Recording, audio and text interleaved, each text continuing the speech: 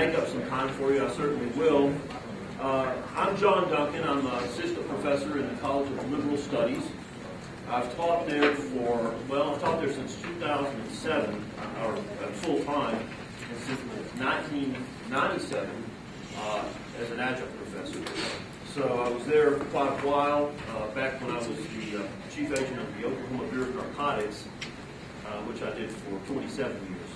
I'm also a clinical associate professor in the psychiatry department at the OU College of Medicine. Mostly there I talk about what drugs do to the brain, non-therapeutic drug use, and addiction. So my background, I have a PhD in philosophy, so I came up with a very traditional route of in-class work and thesis and dissertation and exams and so forth. And when we started moving toward an online format, of course, my first response was, just like any academic person's response, is how can you ever provide a quality online education? It's like a correspondence course. I think that we have evolved a lot from that standpoint. And I've learned that it's inevitable that we will have online education in more and more growing dimensions, not only in Oklahoma, here at the University of Oklahoma, but across the country. A lot of the material I have here today is based on some things that I learned recently from Larry Reagan from Penn State University. They have 25,000 online students right now at Penn State. We're moving more toward an online environment. The University Outreach and the College of Liberal Studies has some 100% online programs. I think every single department at University of Oklahoma uses D2L, and there are a number of classes where you can have a hybrid class, so some in class, some online aspects. So these are just some suggestions. I've kind of been here since it started at OU and taught a lot of online classes, and I've failed at that before, I have to say. And I've learned some things the hard way. Sometimes, if you're not very careful, you can get very far behind with an online course. Whereas if you actually have to physically show up and teach a class, it's hard to not do that. But it's easy to say, well, I'll just open that Dropbox tomorrow. And then tomorrow you get busy, and then you forget about it. And then a week passes, or 2 weeks, or something like that, and the students are crying out. So it's really important to stay hooked with this. And treat it like, if you use Facebook, treat it like a Facebook account, and you'll be fine. Because I know everybody that uses that likes to stay hooked on that. Now, there's several goals that we have, and I think that the main goals with online education or hybrid education, or using online components to your educational methods, are these two things. One, we want to maintain the OU standard of education. We want to have a high degree of integrity in the process, and we want to make sure that the students achieve that in an honest way, in an honest academic environment. And then we want to also involve that student in a very positive and productive OU learning experience. Okay? Now, this is not a correspondence course. It's easy. It would be very, very easy for me to set up a website, and students would sign up for the course. They have instructions over here. They do this stuff. They submit it. I grade it, and we're finished. Okay, that's pretty much a correspondence course.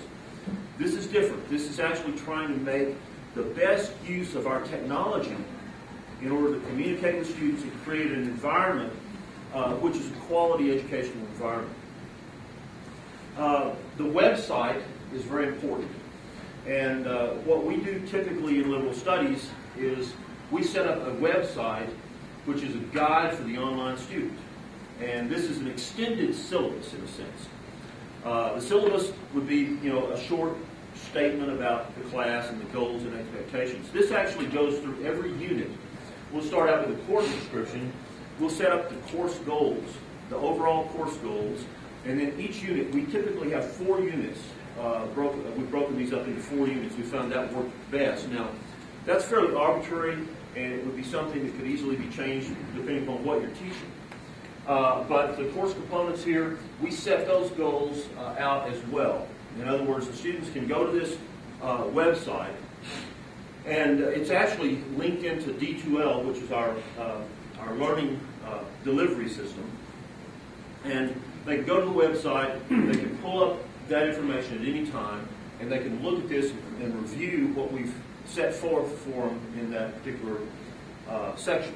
We can add ancillary material that we want there. We can have websites that we want them to go to, research ideas, all sorts of things can be set up on this. A detailed description of the assignments and our grading rubric. It's important, I think, to tell the students how you're going to grade them, especially if you're not in front of them, if you're not in the classroom like we are right now.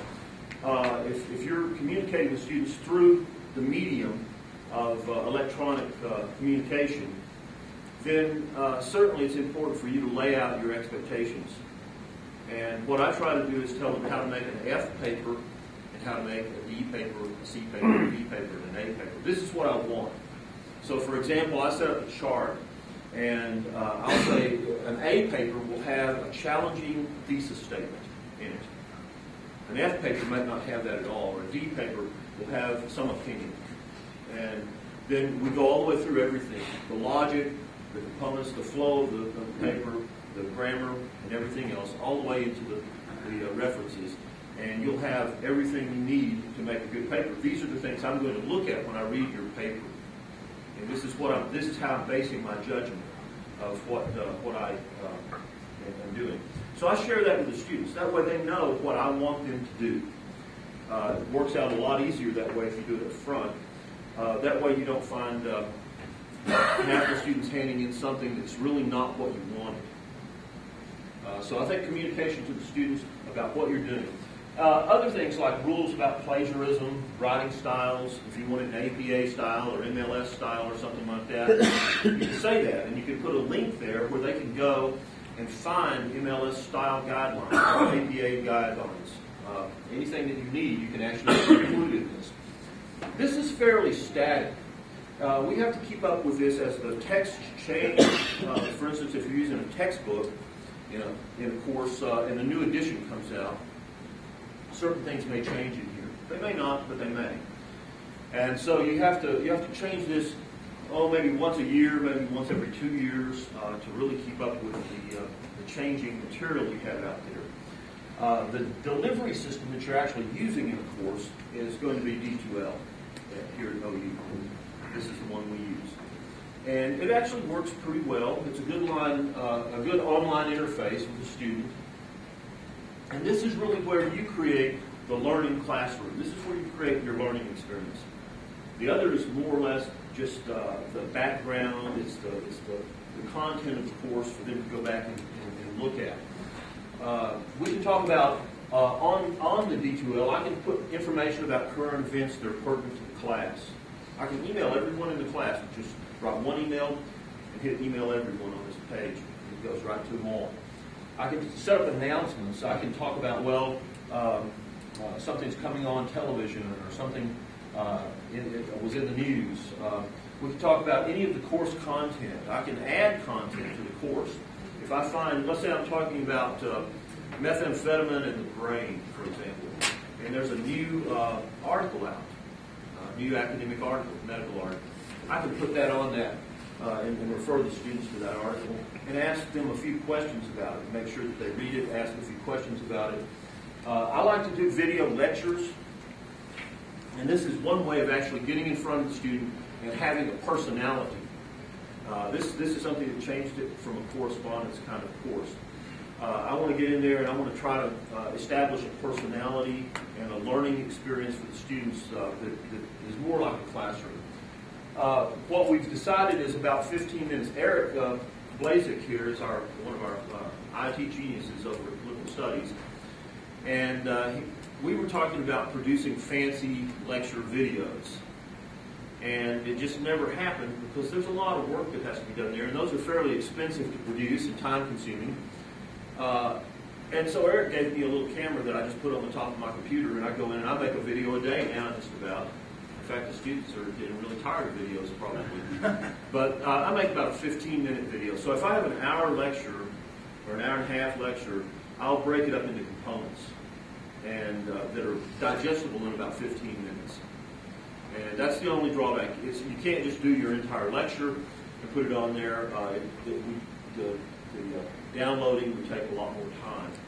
So it's easier if they have a smaller chunk to download and they can watch that and move to the next segment. So it's a little bit more cubistic here, but you can use video lectures a lot. And I've been really experimenting with that this last year and have come a long way as far as that goes. We'll talk a little bit more about that later on. Another thing I like to do is set up online discussions with the students. Rather than just have them go off in solitaire and do some kind of work, I prefer to have the students interact with each other. Because not only do they learn from me, but to create this learning experience, it's important that they have contact with other students that are in the mode of inquiry. So I think that we set up discussions. There are some rules about that, and I've got those later on too, about how not to let the discussions get out of hand.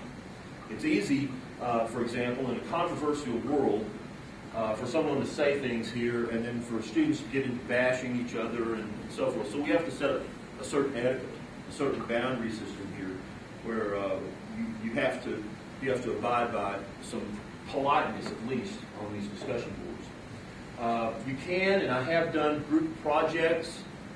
These have to be asynchronous, most likely, because if it's online, certainly with little studies, we may have a student in Italy and one in Japan and 3 in Connecticut, in a class, and then they're not all on the same time zones.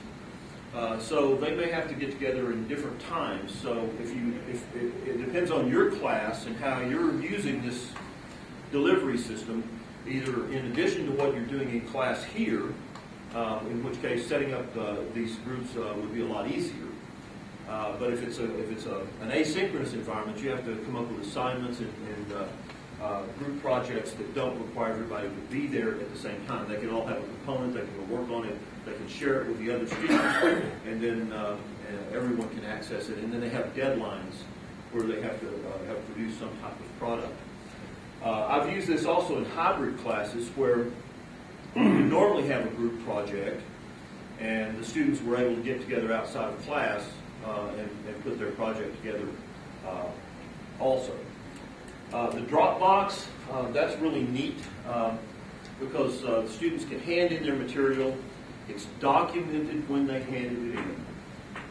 It's not like, even if the dog ate it, this gets there. It's either there or it's not. You can track it. You can provide your feedback, and it goes immediately to the grade book. So all this is continuous and very, very nice and packaged there in the online interface. What I really like about this too is that it puts these things in kind of an archive where you can have that information for future reference. How did you communicate with the student? What did the student submit to you? What did you do with that material? What kind of communication and feedback did you give the student? And then what grade the student got?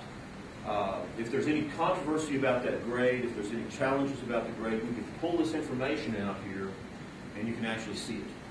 It's very, very concrete, whereas sometimes it's not.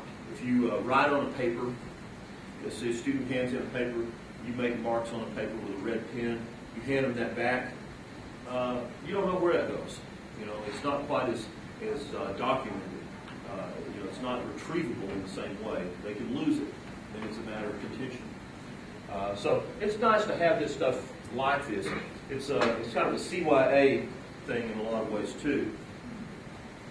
So it's important to know how to use this. If you're going to incorporate this D2L system into your learning experience for the students, and you will do it if it's online, because that's what we have here, unless you're in some area where they're experimenting or using a different model here, a different learning management system. You got to know how to use that, and you're going to have to know what you can do with it.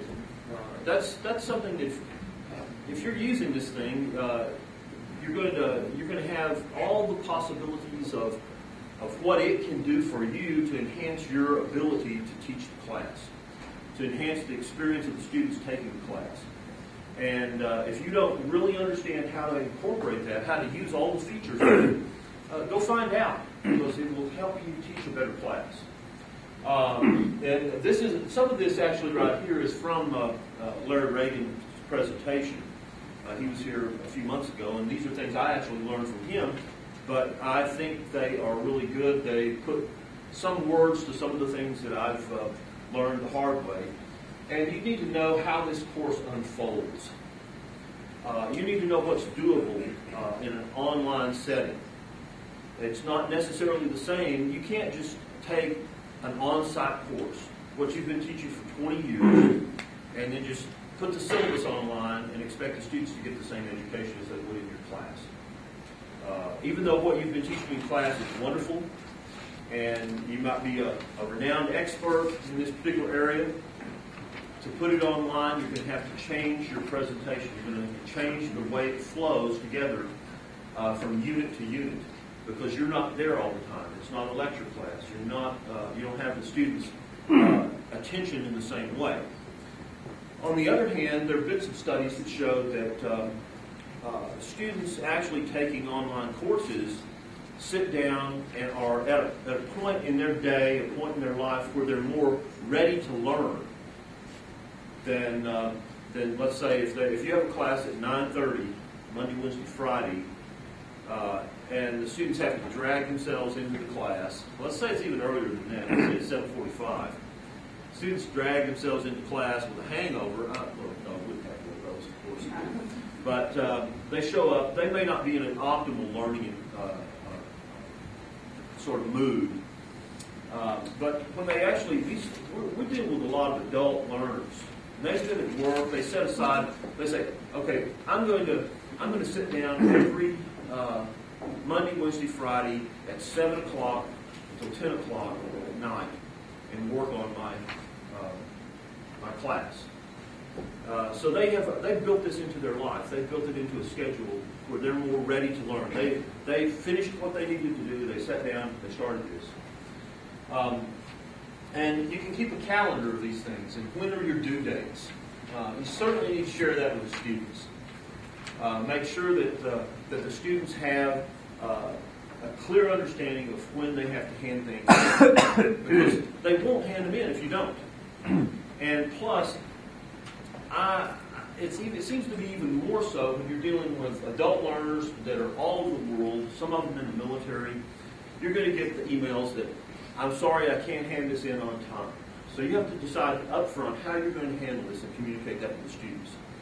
Me, because of the kind of people that I teach, I'm pretty liberal about that. I give them extra time if they need it. These people are fighting a war, maybe in a submarine somewhere, and it surfaces every so often. Maybe they can do more then, but they can't necessarily stay on my schedule all the time.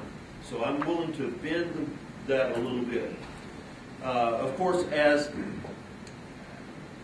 it goes, that you'll find students that don't hand in anything until the end of the semester.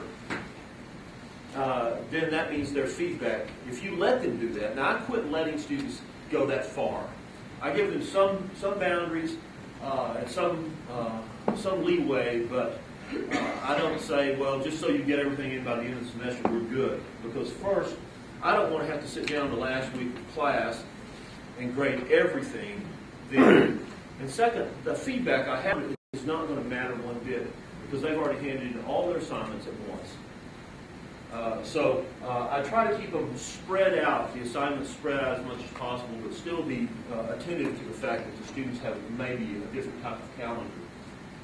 And I have had to really do this right here. This is something I did this last year after getting behind in some classes and letting them sort of fly on autopilot. And then I realized I did. And I have to actually build it into my calendar that I am going to sit down and do this every day and make myself do it. Otherwise, if I wait till I'm ready, I'm not going to be ready. I can always find something that I'm going to do that's more interesting or more fun, or all of a sudden, I get caught up in something else, and I don't sit down and do my grading. I have to grade every day, I have to make sure that I communicate with the students every day in some form or fashion. So, I keep that going. I define the times that I'm going to be online for the students. Another thing that I like to do is I set up online office hours, telephone office hours for students and online office hours, so they'll know that I'm going to be in my office and I'll be working on other things, but I can take a break from that easily if they call on the phone or they want to chat on email, if they want to email me or something like that. Beware of emailing with the students, and I say that because we still deal with boundaries. Anytime we're dealing with students, we're dealing with boundaries. And it's easy to cross a boundary, become overly familiar with a student or too buddy-buddy with a student or something like that, and then that could cause trouble later on. So just make sure that you save those emails. So I set up an archive for that particular class. Any emails in that class go into that archive. In case something happens, there's some accusation of impropriety down the way, I can pull those emails out and reproduce them. It's just not emailed and forgotten. So that's something that you might want to kind of make sure you don't let it get out of hand. And if you get too familiar with the students, they'll try to call you about every little thing. Their car broke down, or they, their child is failing in school, or they're having this problem or that problem. Certainly it's okay to, and I think we've all said, well, things will get better for you. Just stay your course and do what you believe you have to do, and those kinds of things. I think we all give that kind of advice, but to get deeply involved in their personal life there, I think is probably crossing a boundary here. And it's easier to do when you're online sometimes because you don't feel that physical boundary that you're crossing. You want to make sure if you're teaching class and this is just handed down to you, you need to make sure that you know where your boundaries are as far as making this class your own. How much of this class can I teach the way I want to teach it? So if I'm, let's say, teaching freshman English, and I'm, let's say, a graduate student in freshman English, a PhD candidate, and I'm supposed to teach this class, am I allowed to change it? Am I allowed to make some modifications? I don't know. I know in liberal studies, we're allowed to change 25% of the class. But if I really want to change more than that, all I do is I just go talk to the dean, and they always assent and say, well, yeah, no problem. Do what you need to with it. We just want to make sure that the students that are, if they're moving through a program and there are core classes and there's certain knowledge the students, when they finish this course, are expected to have, we want to make sure that regardless of who teaches that class, the students have that level of competency at the end of that class.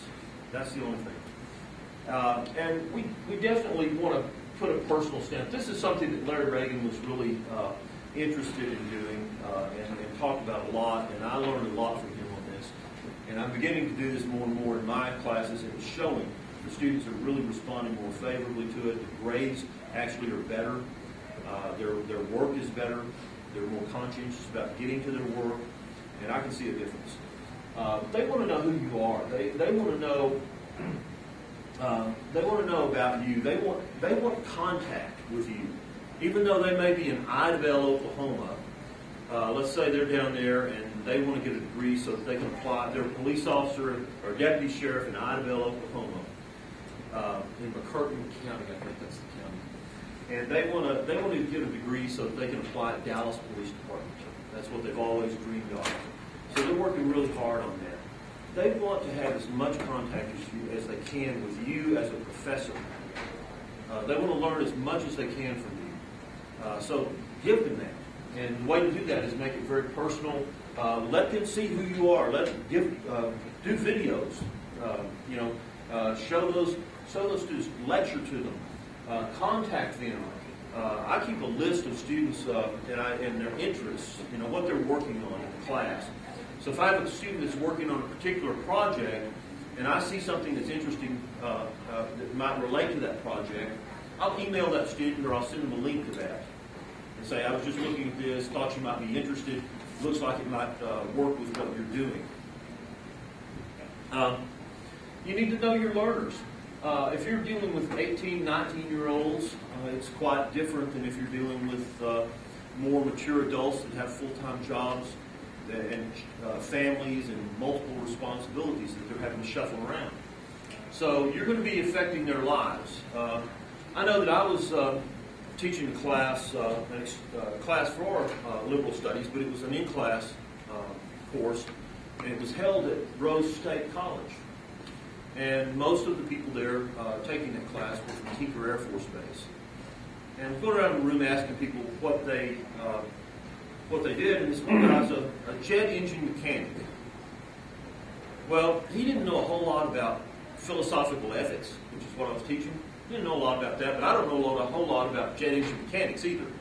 So you put me out there on the line trying to fix a jet engine, he's going to be having to show me how to do it. I'm going to require someone to help me. So we have a more reciprocal relationship with people that have a career, have a knowledge base in life. And we're affecting his job possibility. He was taking this course so that he could get promoted. And he could learn, get a bachelor's degree, get promoted. Figure out your strategies up front and get your routines down. I think this is really important to make sure that the students know what your routine is. Let them know when you're grading. I'll be grading this weekend. I want all the papers in. Please get them all into me. At the end of that, let them know how they did on that. Not only in personal feedback, but as a group. Everybody did a pretty good job on this. These are some of the things I saw that we need to work on. These are some of the good points. These are some of the bad points. But you can communicate that with the students. And if you don't find them, you want to ask them how they're doing every once in a while. If one of them is dropping off the face of the earth, want to ask them about it. Are you okay? Do you need any help? Do you need some assistance? Are you still involved in the course? A lot of times they'll say, "No, I dropped that course. It just didn't show up on my end, but I dropped the course, and so we can sort that out." A lot of times I've had students that had a kidney transplant. Oh, I'm sorry, I had a kidney transplant. Did they really have a kidney transplant? I don't know. Did their grandmother really die? I don't know. Did the dog really eat their homework? I don't know. But, you hear these things. And so you're willing to kind of say, okay, given the fact you've had a kidney transplant, you've got this much time, you've got this much work, would you like to try to work toward an incomplete in this class? Or would you like to try to do something? You want an AW? Communicate with them. Don't just let them show up one day and they get an AW on their transcript. Let them know they're going to get one. Tell them why. I try to set up on my first day of class, and this will be Tuesday, all the students will have access to a video that goes over the syllabus of the class. And I'll tell them exactly what we're doing in the class. I do that same thing for every section. We're out of time? Okay. Sorry about that. Anyway, you get an idea of how you have to really communicate quite a lot with the students, develop your teaching presence, and you want to try to develop this as a community of inquiry. And I'll leave this there. That's discussion boards.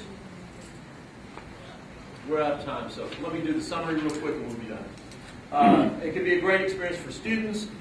We don't want to have an electronic correspondence course. Actively engage with students. Use the full extent of available technology. We want to create and maintain an effective teaching presence. So we're still the professor. We're still doing this. Respond quickly and maintain contact with the students throughout the course. Don't let weeks go by without talking to them, without grading their stuff, without responding to a question. And create a high-quality OU online learning experience for those students. And I think you'll enjoy it more, and certainly they will. And the university's integrity will be maintained a lot better. Any questions? Okay, thank you much.